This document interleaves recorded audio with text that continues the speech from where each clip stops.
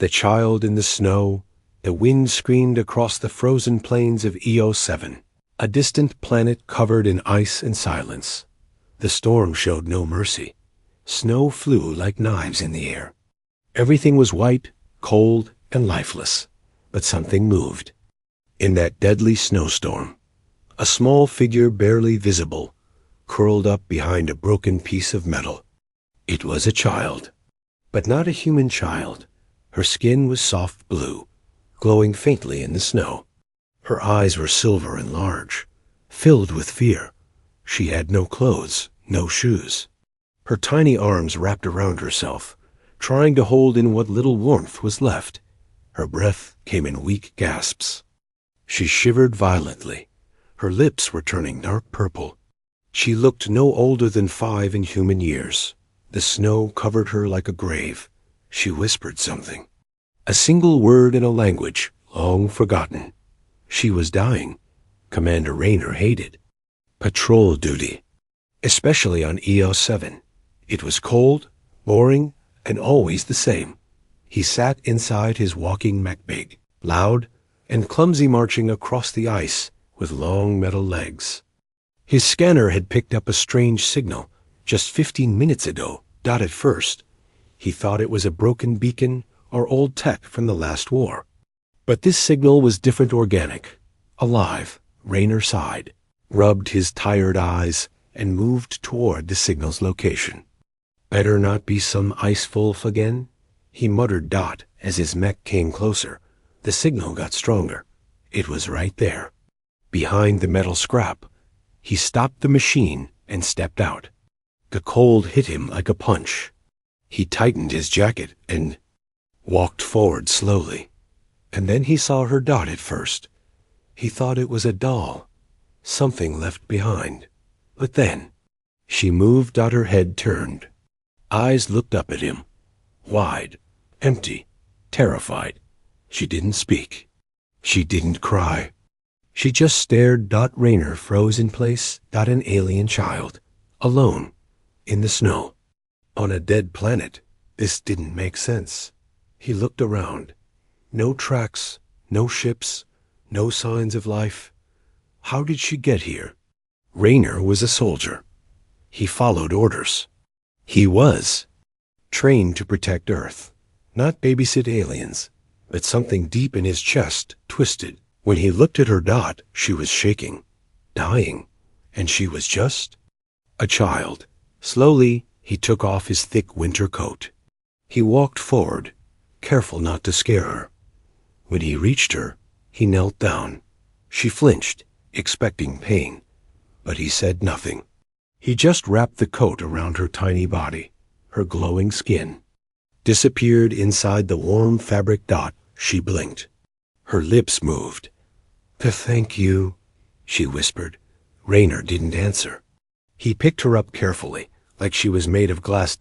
Her body was ice cold, her heart barely beating. He carried her back to the mech, holding her close to his chest. She was so light, so fragile. As he stepped into the mech's warm cabin, she rested her head against his shoulder.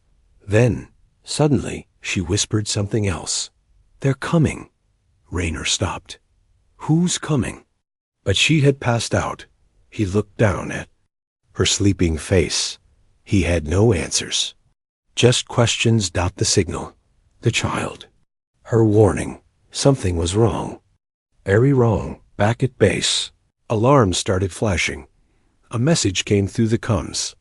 Unidentified objects entering EOS-7 airspace. Possible enemy ships. All units stand by. Rayner's eyes widened. He looked down at the child. Was this a trap? Was she the reason? Or was she the target? Whatever the answer was, one thing was clear. This was not just another patrol. This child had changed everything, and the storm had only just begun. Asterisk. The signal was a trap. The snowstorm was still howling outside, but inside the base, the air was heavier than ever. Commander Rayner stood alone in the medbay, watching the small alien child sleep. She looked peaceful now, wrapped in a blanket, breathing slow.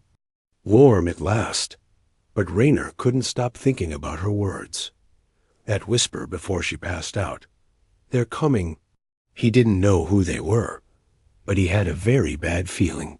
The base commander, Colonel Stykes, was not pleased. You brought what back? A child, Raynor answered calmly. An alien child. She was freezing to death. And now enemy ships are on the radar. Don't you think that's a little convenient? Raynor didn't flinch. She's just a kid. She's not. Human. And you brought her inside our base. Raynor stayed silent. Stykes leaned in closer. Look, soldier. I don't care how cute or sad she looked. That thing might be a weapon, or a spy, or both. Raynor clenched his jaw. Then let me be clear, sir. If she's a spy, she's the coldest, weakest spy I've ever seen. Stykes stared at him, then walked away.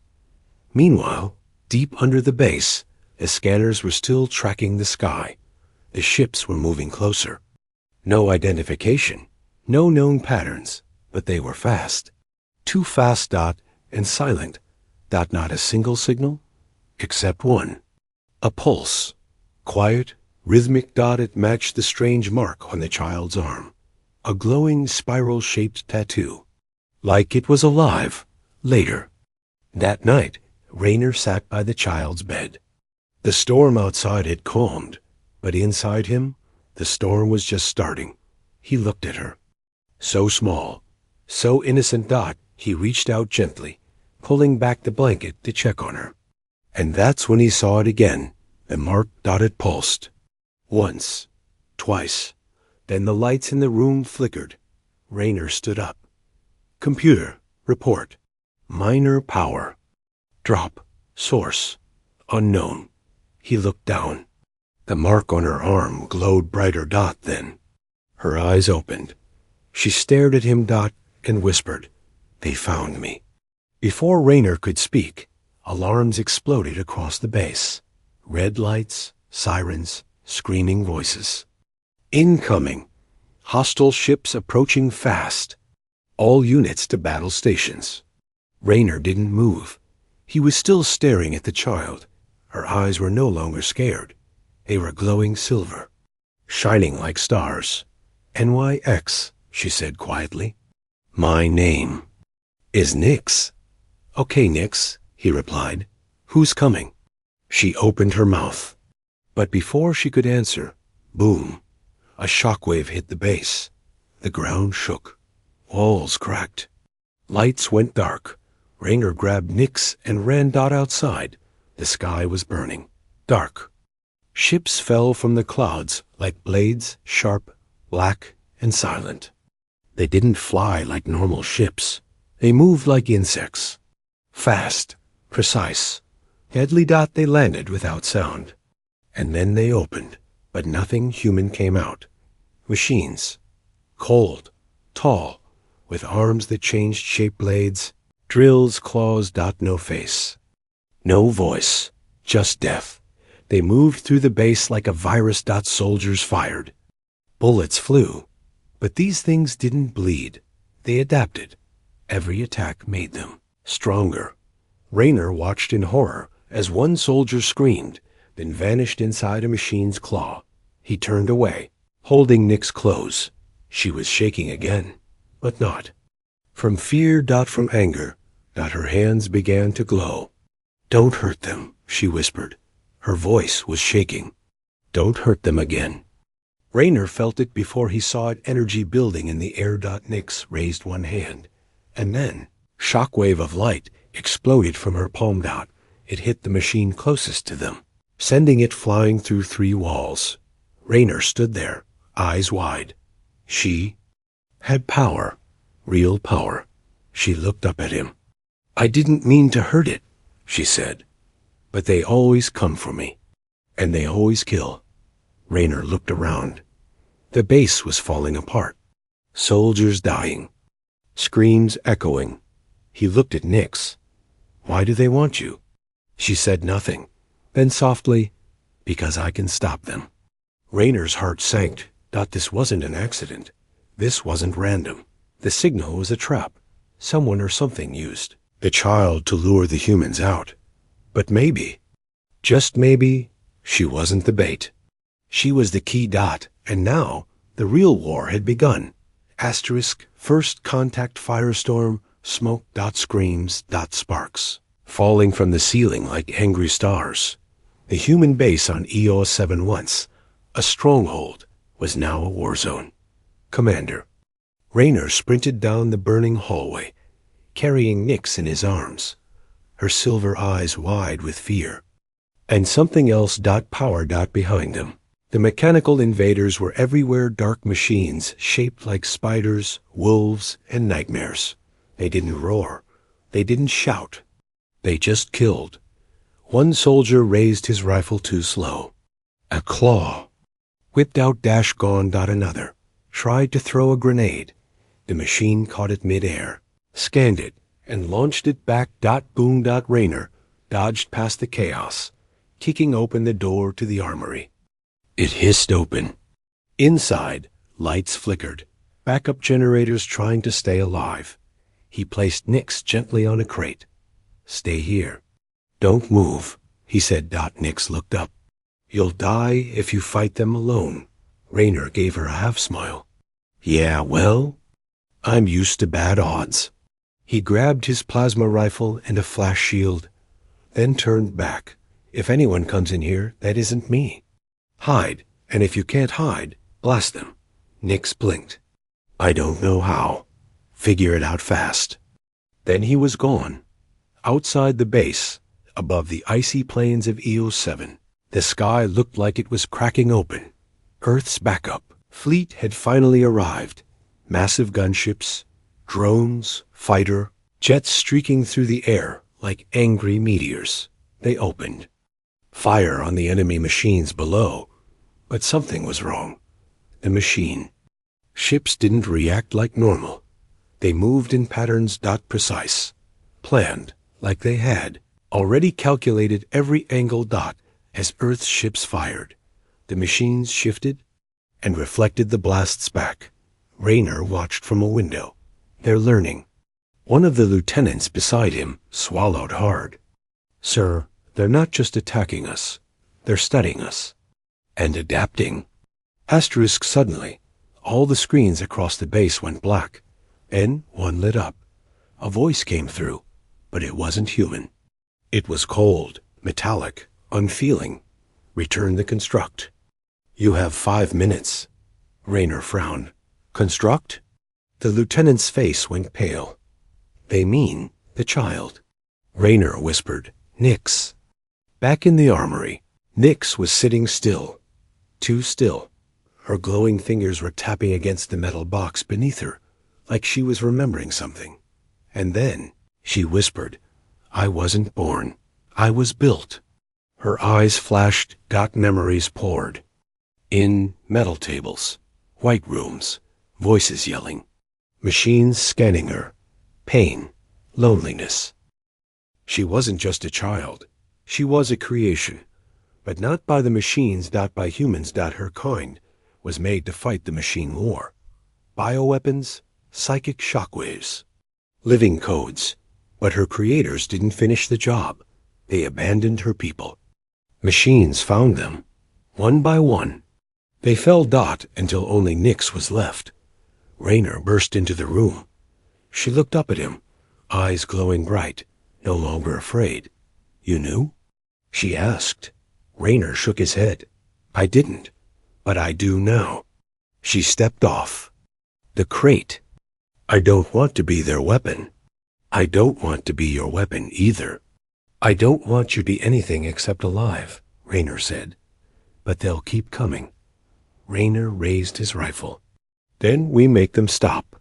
A sudden crash. The door exploded open. 3 machines walked in tall, sharp, and humming with power. Raynor fired. The shots bounced off. Nix stepped forward. The machines paused. She raised her hand. The room got quiet. Time seemed to slow. Then a burst of white light. Machines froze. Their systems glitched. Sparks flew from their eyes. One fell. Then the second. The third tried to escape Nix, raised her hand again, dot boom got gone, dot smoke cleared. Rayner stared. You said you didn't know how. Nix looked at her hands. I do now. Above them, the AI voice returned. Error detected. Construct has activated. Immediate. Recovery required. Full force authorized. Rayner looked up at the speaker. They're scared. Nix nodded slowly. For the first time? They are. Outside, the sky was turning a red dot. The machines were no longer holding back. They were coming in numbers that defied logic hundreds. Thousands. This wasn't just a battle. Any more, it was war, and the one thing the enemy didn't expect? A little girl with glowing hands, and a human soldier who refused to let her fall. The weapon within, there was silence, the kind that feels heavy. Like the world is holding its breath. The machine army had paused, not because they were beaten, but because of her Nix, the little alien girl who had just shut down 3 war machines with a flick of her fingers. Commander Rayner stood beside her, stunned. What are you? He asked. She didn't answer, because she didn't know. Not yet, but someone did, inside the Earth. Military's command center far above EOS-7, orbiting safely in space. Dozens of generals stood around a table. On the screen, a live feed of Nix. From Rayner's body cam, the room was quiet, tense. Then a voice spoke. General Harkin, head of the Special Research Division. Project Astrid. Subject 0. She's alive. Gasps, whispers, eyes wide. Another officer turned pale. But we shut that down 12 years ago. She wasn't supposed to survive. Harkin smiled coldly. She survived, and now she's online. Back. On EOS-7, Rayner was guiding Nix through a hidden exit tunnel beneath the ruined base. She seemed distant, quiet, like her thoughts were somewhere else. I keep seeing flashes, she said softly.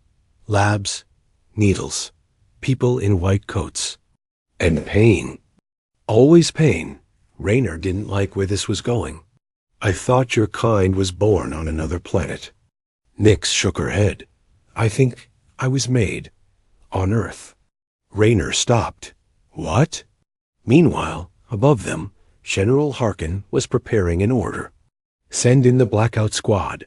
Priority Alpha. Do not let the child leave the planet, if necessary. Terminate. Both targets. One officer blinked. Even Commander Rayner? Harkin didn't hesitate. Especially Commander Rayner. He's gotten attached. Rayner and Nix reached a deep chamber, an old research facility buried under the ice.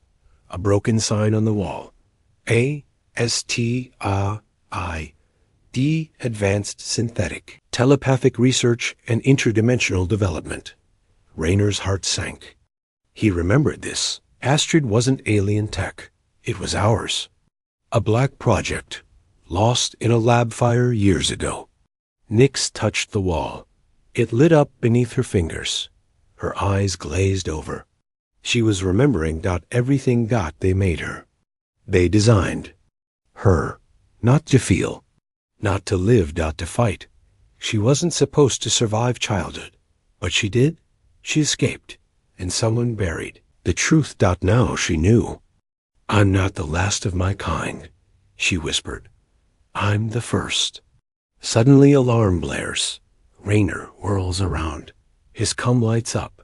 Rayner, you've been marked rogue. Extraction team incoming. Surrender now. No chance, he growled. He grabbed Nix's hand. We're getting off this rock. But Nix didn't move. Her hands began to glow again.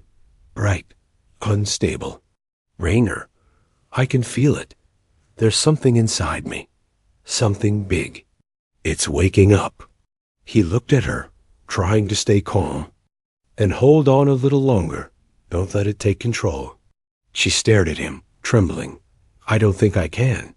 Moments later, they're surrounded. A squad in black armor drops from a stealth ship. Guns up.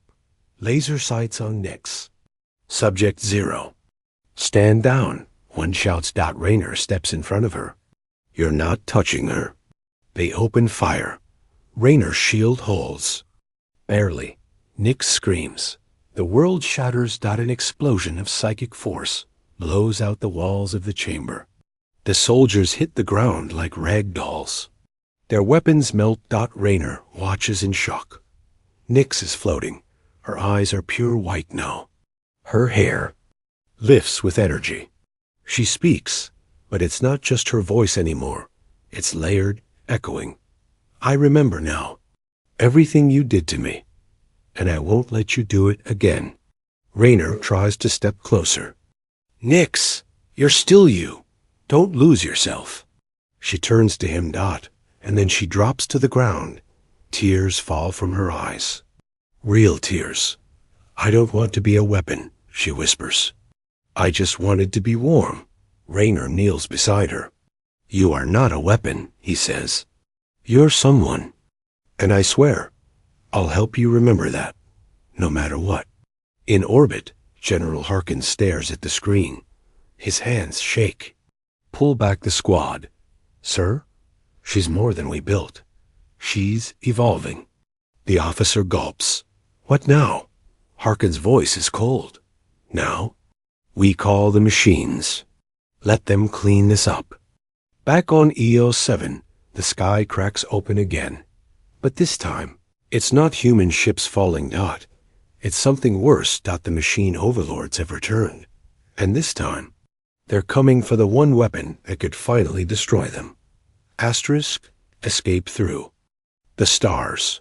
The planet EO7 was dying. The machine overlords had arrived. Not quietly. Not politely. No. They descended from the sky like a metal rain of death.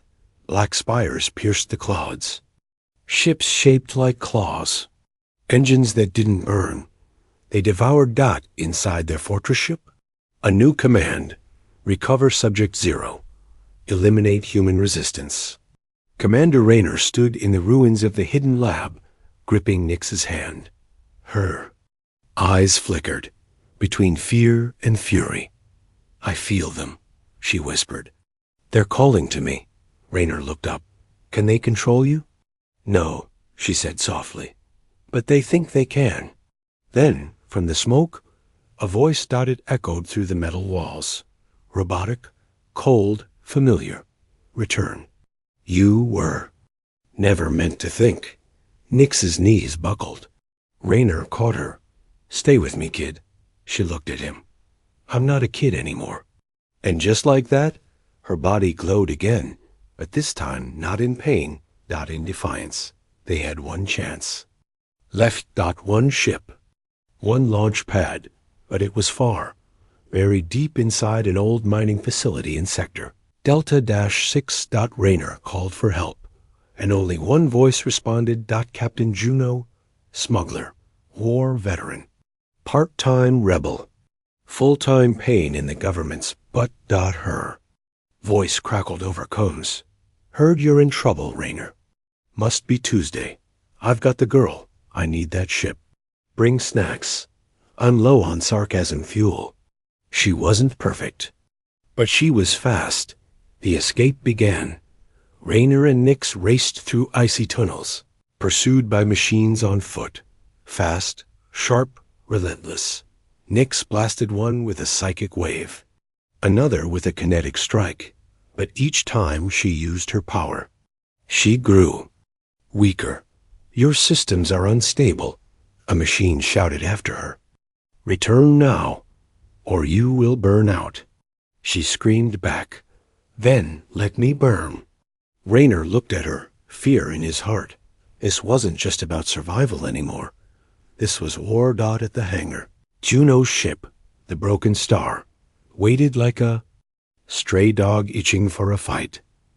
Juno leaned against the ramp, chewing gum, blaster in hand. You brought me a glowy murder kid, she said casually. Rayner shoved past her. And a whole army of killer robots. Surprise. Nix stumbled aboard. Juno's smirk dropped. She's overheating, Raynor said. Her powers are eating her alive. Juno looked at the sky. It's not just her. Something else is coming. Asterisk, then? It happened. The sky ripped open. A machine flagship, the size of a city, arrived overhead. Hundreds of drones dropped. Like wasps, the ground cracked. The ice turned to fire dot inside the broken star. Alarm screamed. Raynor took the pilot's seat. Strap in. Juno hit the engines. This baby wasn't built for combat. Nyx stood between them, swaying. No, she whispered. But I was. She raised her arms, her whole body pulsing like a star, about to explode. Outside. The machines froze. Paused. Like they were waiting. Raynor, Nyx said, her voice hollow. They don't want me dead. They want me whole. And I'd rather die than be their puppet. Raynor turned. You're not dying. Not today. He pulled the lever. The broken star launched, straight into the storm. Asterisk, what followed wasn't a flight. It was a chase through hell. The ship dodged between asteroids, jumped through plasma storms, spun through gravity wells. Everywhere they went, the machines followed. Nyx tried to sleep, to breathe. Her body was glowing nonstop now, her cells rewriting themselves, evolving. Juno looked back. You sure she's stable? Raynor shook his head. She's not, but she's trying. Nyx whispered in her sleep. They made me from human DNA, but added something else, something old, something not from this galaxy. Juno blinked. Okay, that's a new flavor of creepy. Raynor leaned forward. She's not just their weapon. She might be everyone's last chance. Suddenly, the ship was yanked from hyperspace, caught in a gravity net. Machine ship appeared ahead, massive, silent, deadly. End of the line, Juno muttered. Raynor stood. No, not yet. He turned to Nyx. She opened her eyes and smiled. I'm done running. Outside the ship, light began to gather. Nyx floated again. Her body wrapped in energy. She stepped through the hull, like light through glass. And faced the enemy ship. Alone. Her voice echoed across space. I was made in a lab, built to be your puppet, but I am not your weapon. I am your end. The screen went white. Then black. Then quiet. For one terrifying second, the galaxy stood still. And then the machine ship vanished. Just gone. Like it was never there. Inside the broken star. Raynor collapsed into the chair. Juno just blinked. I think I peed a little. Nyx floated back inside, exhausted but alive, and smiled faintly. Next stop? She asked. Raynor nodded. We find out where you came from. Juno grinned. And maybe pick up a few more weapons, just in case you don't feel like saving the day next time. Far away, in a cold, dark room, General Harkin watched the footage in silence. He didn't speak for a long time. Then quietly, he said, She's not a weapon anymore. She's something worse. She's hope. Asterisk, the truth, and then key. The broken star floated in deep space, drifting quietly in the shadow of a dead sun. For once, there were no explosions, no machines, no chaos. Just silence and questions. Inside the ship, Nyx sat alone in the cargo bay, staring at her reflection in the metal floor. Her skin still glowed faintly. Her fingers sparked now and then, but she felt different, stronger. Just heavier, like she was carrying the weight of galaxies she didn't understand. Raynor entered the room, holding an old datapad. You okay? He asked. Nyx didn't look up. Do you think I was ever a person, or just a blueprint? Raynor sat beside her. I don't know what you were, but I know what you are now. A target, she said bitterly. No, Raynor replied. You're a key, and keys open things, or lock them away. They were headed to a forgotten planet called Kharon, not on any map, not in any logs, but it was in the datapad Raynor had stolen from a machine, shipped before their escape, hidden behind firewalls. And dead code, one name pulsed again and again. Project Karen, a black site lab, buried underground, where the real experiments happened, where Nyx was first designed, where the first human-machine war actually began. As they landed on Charon, something strange happened. The planet's security systems didn't activate. They welcomed her. Doors opened. Before she touched them, lights flickered softly. Like the place remembered her, Nyx stepped inside the massive underground facility, walking through endless white halls. She wasn't breathing heavy. She wasn't scared. She was remembering flashes of voices, screams, scientists yelling, a name on a badge, Dr. Raven Neeland. Nyx whispered, "She made me." Raynor nodded. "Then let's find her."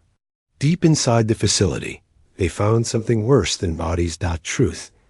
Terminal still active. Video logs. Data files. CRYO tanks. And recordings. Raynor hit play. On screen, a woman with gray hair and sharp eyes. Subject 0 has exceeded all predictions. The psychic coding bonded. But there's another layer. We didn't build it. It grew. We thought we were creating a weapon. But we were waking something older. The next log was corrupted. Then another. Then one more played. I made her in my image. To save us. To protect us. But the council betrayed us. They sold our research to the machines, hoping to avoid war. They gave away the blueprints for humanity's defense. The machines didn't just evolve. We gave them their spark. Nyx stepped back, horrified. They didn't create me to stop the war, she said.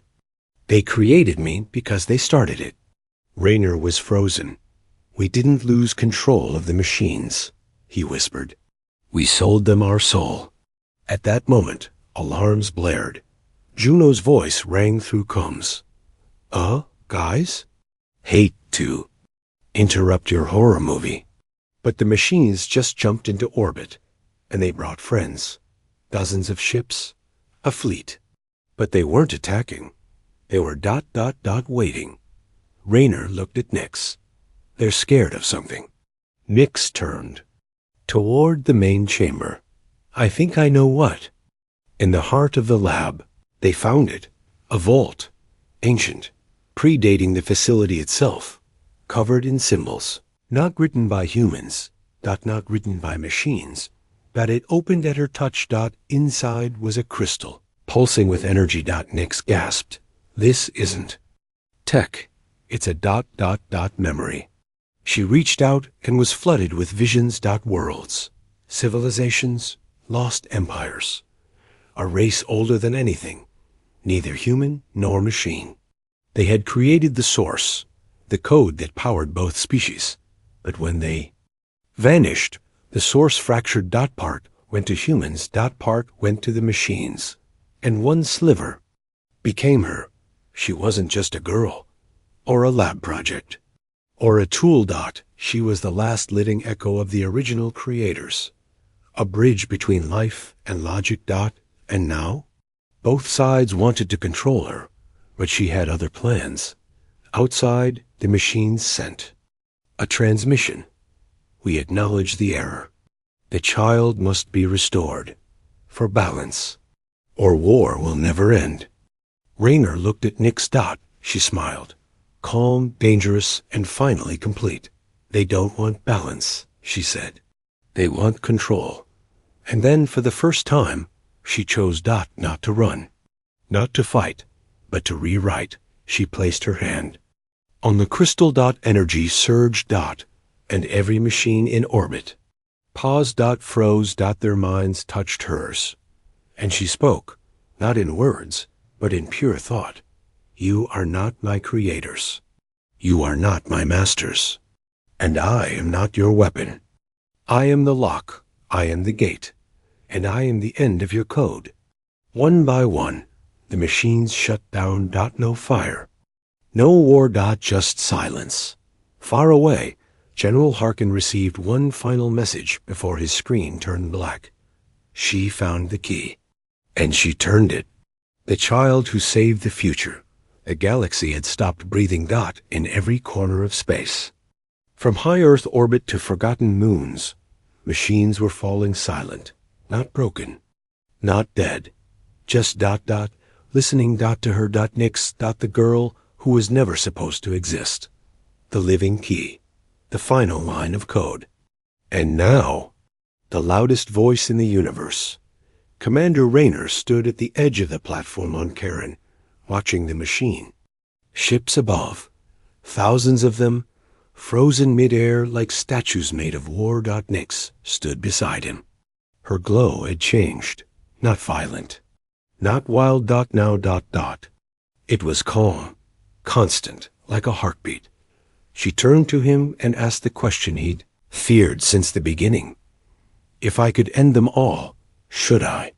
Rayner didn't answer right away, because how do you tell a child that she might have to choose between mercy and survival? Finally, he said, not every enemy stays an enemy. But if you let them stay, they have to change. Nix looked up at the stars. Then we give them a choice. Above them, in orbit, a signal was sent, not by the machines, by Nix, to the created and the creators. I am both. I am neither. I offer peace, but not chains. You will not serve me.